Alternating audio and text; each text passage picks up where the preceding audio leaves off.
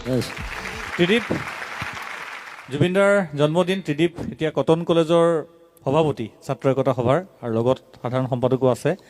আৰু ত্ৰিদীপে এবাৰ, মোৰ যদি ভুল হোৱা নাই, ত্ৰিদীপে কা আন্দোলনৰ সময়তে কোনোবা এটা সময়ত জুবিন দাক খুব ক্ৰিটিচাইজ কৰিছিল, সমালোচনা কৰিছিল।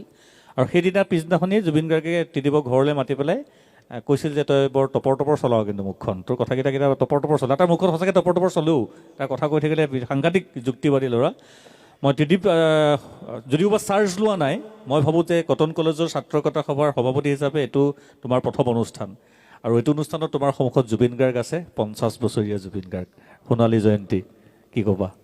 মোৰ গোটেই নিৰ্বাচনটোত জুবিন গাৰ্গৰ এটা খুব ডাঙৰ ভূমিকা আছে। আপুনি যিটো অনুষ্ঠানৰ কথা কৈছে, সেই অনুষ্ঠানৰ যিখিনি ক্লিপ আছিল, ৰাতি কিমান দীঘলীয়া, সেই কথা এতিয়া এন্ধাৰক সোধাৰ প্ৰয়োজন কি, এইটো আমি খুব চলাইছিলো আৰু খুব চলিছিল।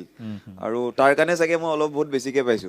গতিকে মই ৰাজহুৱাভাৱে জুবিন গাৰ্গক এইটোৰ কাৰণে ধন্যবাদ জ্ঞাপন কৰিছো। কিন্তু আপুনি যিটো ইনচিডেণ্টৰ কথা কৈছে, মই তেখেতক শুভেচ্ছা জনোৱাৰ আগতে এই কথাটো ক'ব লাগিব যে এগৰাকী এটা ল'ৰাই ৰাতি টক শ্ব'ত বহি মানুহ এজনক গালি পাৰি গৈছে। তেওঁ জুবিন গাৰ্গ, তেওঁ আমাৰ নিচিনা মানুহ নহয়, তেওঁ অসমৰ আটাইতকৈ মানুহে ভাল পোৱা মানুহজন। সেই মানুহজনক ল'ৰাটোৱে গালি পাৰি গ'ল।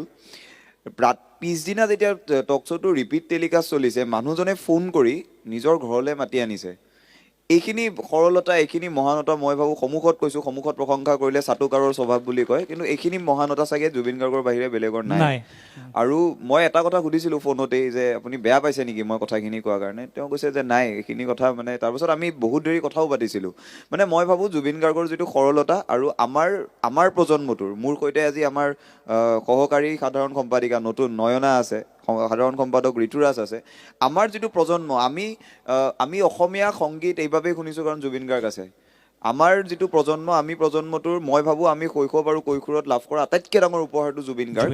আৰু মই এইটোৱে কামনা কৰিম যে জুবিন গাৰ্গৰ যিটো সংগীত, জুবিন গাৰ্গৰ যিখিনি গান, সেই গানখিনি আমি শুনিলোঁ, কিন্তু আমাৰ পিছৰ প্ৰজন্মকেইটাই শুনিব লাগিব, সেই সংগীতৰ যিটো মাদকতা পাব লাগিব। আৰু তাৰ বাবে মই তেখেতক জন্মদিনৰ শুভেচ্ছা জনোৱাৰ লগতে তেখেতে যাতে ভালে থাকে, মানে জুবিন গাৰ্গৰো বেমাৰ হ'ব পাৰে, জুবিন গাৰ্গো হস্পিটেলত থাকিব পাৰে, এই কথাটো আমি ভাবিব নোৱাৰা কথা এটা। মানে আমাৰ বাবে জুবিন গাৰ্গৰ কেতিয়াও বেমাৰ হ'ব নোৱাৰে। গতিকে বেমাৰ নোহোৱাকৈ জুবিন গাৰ্গ কেনেকৈ থাকে, সেই কথাটোৰ বাবে মই আশা কৰিম তেখেতে নিজৰ স্বাস্থ্যৰ যত্ন ল'ব আৰু সদায় ভালে থাকিব। কাৰণ জুবিন গাৰ্গ হস্পিটেলত থাকিব, তেওঁক এয়াৰ এম্বুলেঞ্চেৰে আনিব, সেইটো আমি চাব নোৱাৰোঁ।